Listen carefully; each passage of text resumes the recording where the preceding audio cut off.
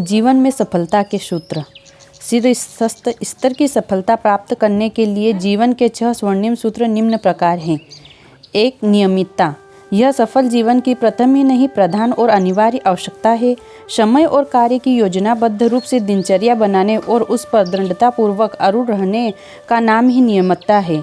अपने जीवन क्रम को इतना नियमित व्यवस्थित बनाकर चले जिससे शरीर और मन को उसमें संलग्न रहने की उमंग बनी रहे और प्रवीणता भी हस्तगत होती चले। 2.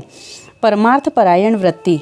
संकीर्ण स्वार्थ प्रथा के संकुचित एवं सीमित दायरे से निकलकर ही लोग उच्च कोटि की सफलता प्राप्त करते हैं और प्रतिभावानों की श्रेणी में गिने जाते हैं। ऐसे प्रतिभावान लोगों में आत्मसंतोष प्राप्त करने की ही इच्छा आकांक्षा रहती है, ना कि बाह्य वैभव और पद लोलुपता की महत्वाकांक्षा। 3. अभ्यासरत बने रहना। किसी भी कार्य को पूरा करने के लिए उसे एक चुनौती मानकर प्रतिष्ठा का प्रश्न बनाते हुए निरंतर अभ्यास करें। शेख लियो की तरह कपोल कल्पनाओं में खोए रहना असफलता को ही आमंत्रित करता है। ऐसी स्थिति में सफलता की आशा एक दुराशा बनकर रह जाती है। कार्य की गहराई में जाकर मनोयोग और तत्परता की पूरी तरह परिचय देना चाहिए। 4. उत्साह और साहस।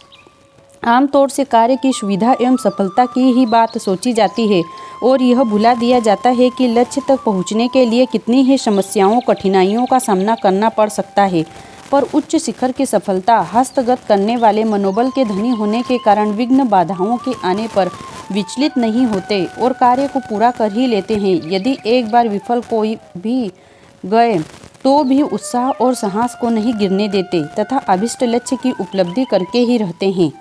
5. आत्मविश्वास। अपने शक्ति सामर्थ्य का मूल्यांकन घटाकर न किया जाए जिससे मन में हीनता की ग्रंथि को पनपने का अवसर मिले। मनुष्य में शक्ति का अकूत एवं अपरिमित भंडार भरा पड़ा है। ऐसा दृढ़ निश्चय मन में पनपता रहे तभी किसी कार्य में सफलता की सुनिश्चितता संभव बन पड़ती है।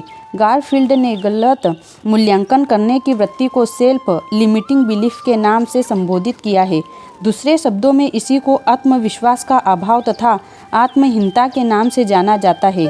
वस्तुतः आत्मविश्वास सफलता का सर्वाधिक महत्वपूर्ण चरण है।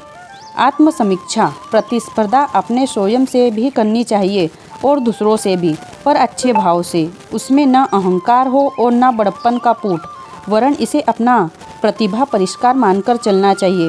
अपनी दुर्बलता दोष दुर्गुणों पर कड़ी समीक्षा करने और दूसरों के सद्गुणों को ग्रहण करने के दृष्टिकोण को अपनाना चाहिए, पर छिद्रान्वेषण से लाभ कुछ नहीं, सफलता के मार्ग में रुकावट ही खड़ी होती है। जय गुरुदेव, जय माँ गायत्री।